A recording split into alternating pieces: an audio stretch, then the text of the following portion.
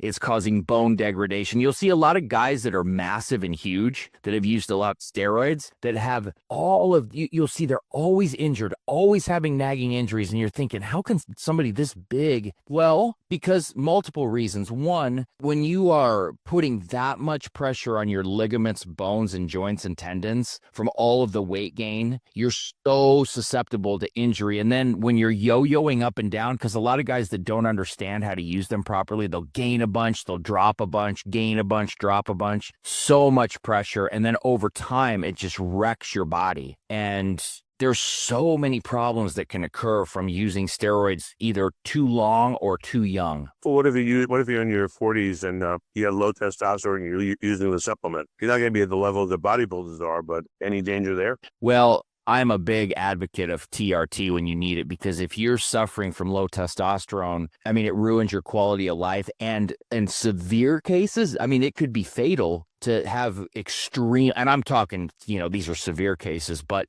using the right therapeutic dose of exogenous testosterone. And I'll give you an example. So let's say you come to me and you have a testosterone level of, I don't know, 175, which is extremely low. And my goal is to get you in the range of, 700 to 800. It's a very, very good range where you should feel really good. It's not too high. And I like to keep my men in that range. So if I put you on, let's say I look at that number and I want to get you in that range, you need to take your dose of testosterone and multiply it by 5 to 7 times. And that's where you'll average out to what your number should be. Now, there's some extreme cases where there's a severe condition where that may not equate, but generally speaking, so if I put you on 100 milligrams of testosterone per week, you should be between 500 and 700 on your total score. So you might need to ramp that up a little bit, maybe 125. One of the issues that we see is a lot of people go into these clinics, they're putting them on either testosterone when they don't need it or way too much. And it can have an adverse effect if your testosterone's too high too long too. You don't want to be, at that super physiological number where it's like 2,000 and 3,000 like people that are running steroid cycles, because that can shorten your lifespan. It's too much. So, well, also too, I don't think very much is spoken about it.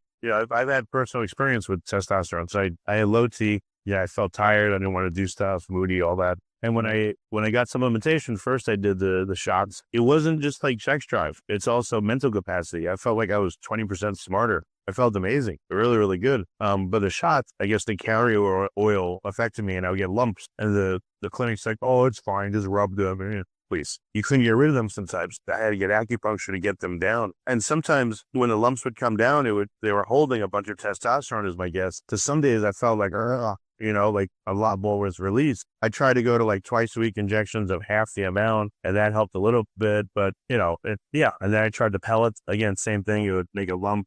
Sometimes it would release a little bit too much and you feel like enraged, which is not good. Like, it was an anger that was not a normal anger. I had to be really careful when I was like that. I didn't like it. You don't feel good. And then I tried the creams. They're not nearly as effective. So I don't know, just my personal experience on, I don't know what you have to say about all that. Up, round, down a profile for people. No, for sure. That's a great example. And I can give you a really nice rundown on why that happened to you and then alternatives and options. So first thing you mentioned is completely accurate. It is the carrier oil can have an effect. And there's different carrier oils that are used and utilized by different compounding pharmacies. And so you could have had an adverse allergic reaction or something of the sort. And so that would be on them to figure that out, whoever was administrating it and overseeing it. So also, when you get higher concentration levels, so for instance, you'll see testosterone, I'm assuming you were probably on cypionate. Cypionate, yep. Yep. And so sometimes you'll see it in 200, sometimes you'll see it in 250, sometimes you'll see it in 300. That means